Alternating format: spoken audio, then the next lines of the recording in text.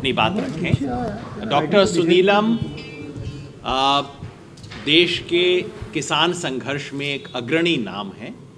मध्य प्रदेश से हैं। मुल्तई में जब हत्याकांड हुआ था जिसमें 23 किसान मारे गए, उसके विरुद्ध ऐतिहासिक संघर्ष डॉक्टर सुनीलम ने किया। आप 2 बार मध्य प्रदेश के विधायक भी रह चुके हैं और जन आंदोलनों के राष्ट्रीय समन्वयक रहे हैं और अखिल भारतीय किसान संघर्ष समन्वय समिति के राष्ट्रीय समिति के भी सदस्य हैं। डॉक्टर सुनीलम जी, धन्यवाद साथियों। संयुक्त किसान मोर्चे के द्वारा आपको मालूम है 380 दिन का आंदोलन चलाया गया जिसमें 715 किसान शहीद हुए और सरकार को अपना जो 3 कानून जो थोपे गए थे उसे वापस लेने के लिए किसानों ने मजबूर किया। 9 दिसंबर को एक समझौता हुआ और उस समझौते का सरकार ने पालन नहीं किया, धोखा किया और इसलिए देश भर में विश्वासघात दिवस मनाया गया। उस दिन हम लोगों ने ये तय किया कि हम यूपी मिशन चलाएंगे और सभी जगहों पर जाकर के प्रेस कॉन्फ्रेंस करके और ये जो पर्चा दिया है इसको पूरा पर्चे को गांव-गांव के अंदर बांट करके हम लोग ये कहेंगे कि भारतीय जनता पार्टी को सजा देने का काम करो। इसका पूरा विस्तार योगेन जी बताएंगे। मैं इसमें इतना जोड़ना चाहता हूँ कि अगर योगी बाबा वापस आए तो ये कानून 3 वापस आ जाएंगे, क्योंकि मेरे यहाँ से ही हैं नरेंद्र सिंह तोमर जी और वो ये कह चुके हैं कि हम एक कदम पीछे हटे हैं लेकिन कानून अच्छे हैं। मोदी जी ने भी जब कानून वापस लिए तब भी उन्होंने ये कहा कि कानून अच्छे हैं लेकिन हम समझा नहीं पाए। तो इसलिए हम ये बात को किसानों के बीच में पहुंचाना चाहते हैं। 2 और मुख्य बातें हैं। जो बजट आया किसान विरोधी बजट था। जो संकल्प पत्र आया वो झूठे वायदों का पुलिंदा था।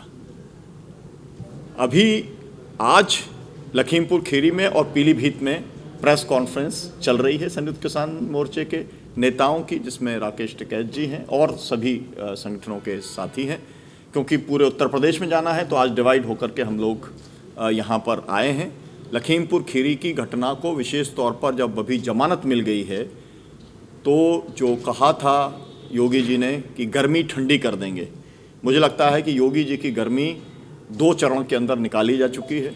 जो बची खुची है गर्मी वो उत्तर प्रदेश का किसान निकाल देगा। हम ये अपील करने के लिए गांव-गांव में जा रहे हैं। आज भी आपके गांव में रायबरेली के अंदर हम 4-6 गांव के अंदर होके आए हैं, पर्चे बांट के आए हैं। उसका जो फुटेज है और वो हमारे साथी आपको दे देंगे। धन्यवाद। प्रेस वार्ता संयुक्त किसान मोर्चा की तरफ से आयोजित की गई है। जैसा आप जानते हैं संयुक्त किसान मोर्चा देश के लगभग 500 किसान संगठनों का एक प्लेटफॉर्म है जिसने दिल्ली में वो महान ऐतिहासिक संघर्ष लड़ा जिसकी वजह से 3 कानून को वापस लेना पड़ा। उसी संयुक्त किसान मोर्चा ने एक मत से सर्वानुमति से ये फैसला किया कि हम उत्तर प्रदेश चुनाव में जाके ये एक पंक्ति का संदेश देंगे, जो संदेश आपके आंखों के सामने है। इस चुनाव में किसान विरोधी भाजपा को सजा दें। हम ये प्रेस कॉन्फ्रेंस किसी पार्टी या किसी कैंडिडेट का समर्थन करने के लिए नहीं कर रहे हैं। हम उत्तर प्रदेश के मतदाता को ये नहीं कह रहे हैं कि फलां पार्टी किसानों की हितैषी है, हम नहीं जानते। हम वही कर रहे हैं जो हमने पश्चिम बंगाल में किया था। हमने पश्चिम बंगाल में भी कहा था आप किसे वोट देना चाहें, आप समझदार हैं, आप खुद फैसला कीजिए, बस किसान विरोधी बीजेपी को सजा दें। हमने वही कहा था, वही यहाँ कह रहे हैं। क्यों कह रहे हैं? इसलिए 3 कारण हैं उसके। पहला कि भारत सरकार ने 9 दिसंबर को चिट्ठी लिखकर किसानों के साथ कुछ लिखित वादे किए थे जिसके आधार पे हमने दिल्ली का मोर्चा उठाया। लोगों ने कहा आंदोलन समाप्त हो गया, हमने कहा आंदोलन तो समाप्त नहीं हुआ पर हमारा मोर्चा उठ गया। पिछले 2 महीने में सरकार उन सभी लिखित वादों से मुकर गई है। पहला वादा था किसानों के लिए एमएसपी की कमेटी बनेगी। कमेटी बनाने में कितना समय लगता है? 2 घंटा लगता है नोटिफिकेशन निकालने में। 2 महीने हो गए हैं, कमेटी नहीं बनी है। और अब 5 दिन पहले सरकार ने संसद में कहा है कि एमएसपी की कमेटी बनाने के लिए चुनाव आयोग से परमिशन लेने की प्रक्रिया आरंभ कर दी गई है। अब सोचिए, अरे भाई पहले 1 महीना आपके पास था जबकि कोई आचार संहिता नहीं थी और वैसे भी पुरानी घोषणा को लागू करने पे कोई पाबंदी नहीं है, बजट भी तो देश का पेश होता है, लेकिन नहीं साहब, ये नाटक खेला जा रहा है। वायदा था कि किसानों के खिलाफ जो केस दाखिल हुए हैं वो केस वापस लिए जाएंगे, लिखित वायदा भारत सरकार का। अब तक केंद्र सरकार ने एक भी केस वापस करने की प्रक्रिया भी आरंभ नहीं की। 2 महीने हो गए, कुछ राज्यों में हुआ है, नहीं हुआ बाकियों में। वायदा था कि शहीद किसानों के परिवारों को मुआवजा दिया जाएगा, उत्तर प्रदेश का नाम लिखा था, कुछ नहीं हुआ है वहाँ पे। शायद सरकार सोचती होगी कि अब किसान उठ गए, अब किसान दोबारा कैसे इकट्ठे हो पाएंगे। इरादा ये रहा होगा कि चिट्ठी में कुछ भी लिख दो, उसके बाद चले जाएंगे, और उसके बाद किसने चिट्ठी देखी, किसे याद रहेगा। हम ये कहने आए हैं कि हमें याद है, हम इस चीज़ को याद रखेंगे और हम याद दिलाएंगे। दूसरा कारण हमारे इस कॉल देने का ये है कि सरकार ने अजय मिश्र टेनी को, जिन्हें हमने कहा, किसान आंदोलन ने कहा कि ये लखीमपुर खेरी हत्याकांड के सूत्रधार तो ये थे, एसआईटी ने कहा षड्यंत्र हुआ। भाई षड्यंत्र करता फिर बाहर छुट्टा कैसे घूम रहा है। लेकिन न सिर्फ वो गिरफ्तार नहीं हुए, न सिर्फ वो केंद्रीय मंत्रिमंडल के सदस्य बने हुए हैं, बल्कि पुलिस प्रशासन, प्रोसिक्यूशन ने पूरा सहयोग किया कि उनके बेटे को जमानत दिलवा दी जाए।